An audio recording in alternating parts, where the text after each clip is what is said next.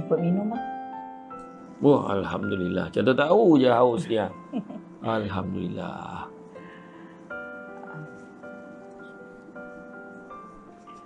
Bang,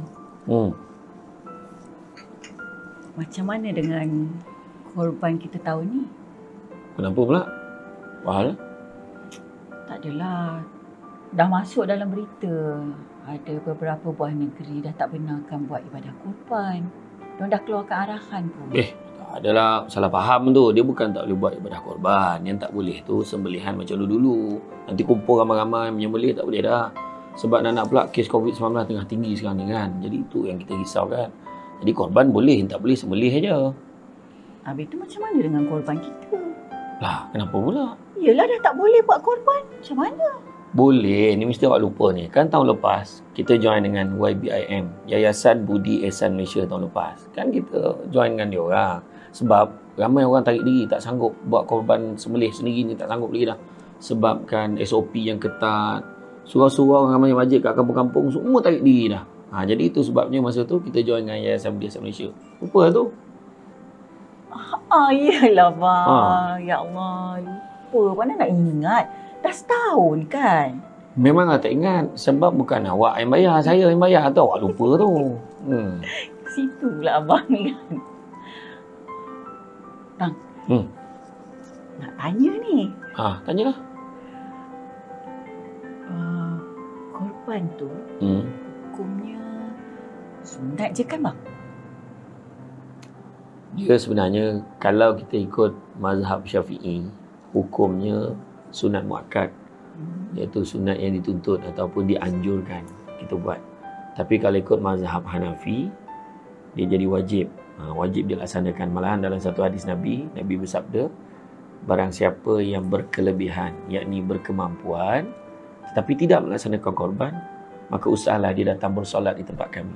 Nak tunjukkan penegasan yang Nabi berikan untuk kita buat korban ni.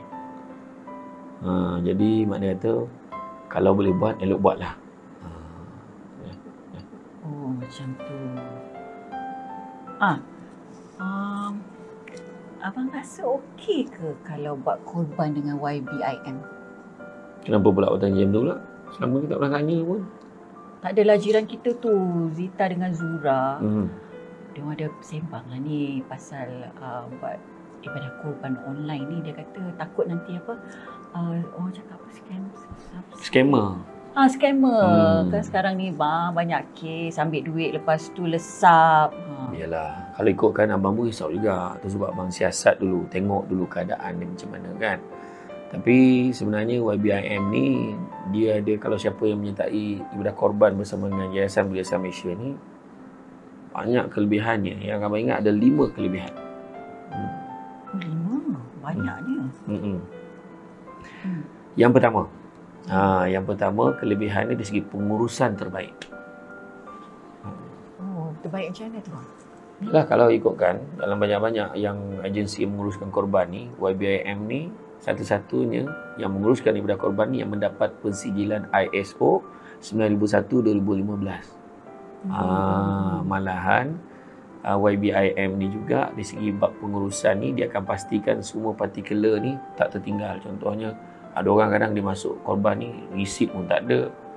Lepas tu tengok nama tertinggal, sijil pun tak ada. Jadi ni insya-Allah dari segi bila bayar je terus dikemukakan resit kepada orang yang membayar ni.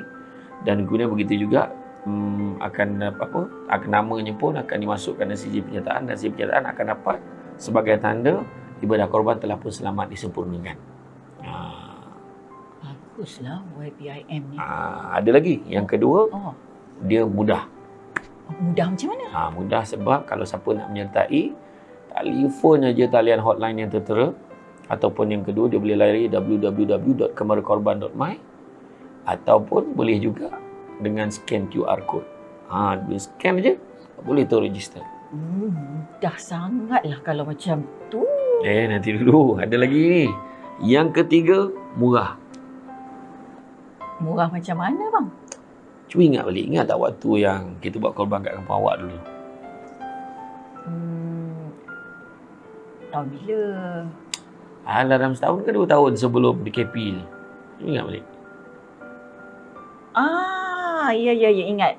Yang kita masukkan sekali adik-beradik saya, adik-beradik abang. Betul, tepat sekali. Dan cuba ingat balik. Ingat tak lebih kurang berapa satu bahagian harga dia? Kalau tak silap dalam 600 ke 700 satu Betul? bahagian. Betul? Tapi bang, kalau dengan YBIM macam mana? Kalau dengan YBIM, satu bahagian baru RM390. Satu ekor baru RM2,730.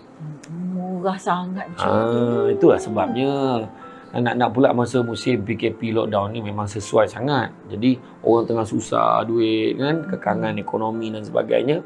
Jadi ni adalah jawapan terbaik. Dan yang keempatnya, kena ingat dia 2 dalam 1. 2 dalam 1? Macam mana pula tu? 2 dalam 1 ni maksudnya bila kita sertai dengan YBIM, manfaat korban ni bukan hanya untuk mereka yang berada di dalam negara saja, tapi di luar negara juga dapat manfaat dia. Yang luar negara tu kat mana? Di luar negara tu macam tahun lepas dibuat di negara-negara Afrika. Mana negara-negara Islam di Afrika. Kalau kita tengok di Rwanda, di Chad, di Mali, Kongo. Malahan tahun ni bukan hanya di Afrika tapi juga di Gaza, Palestin. Tapi kan bang, nanti ada orang akan bertanya, kenapa perlu hantar sampai luar negara tu? Kat Malaysia ni kan ramai lagi memerlukan.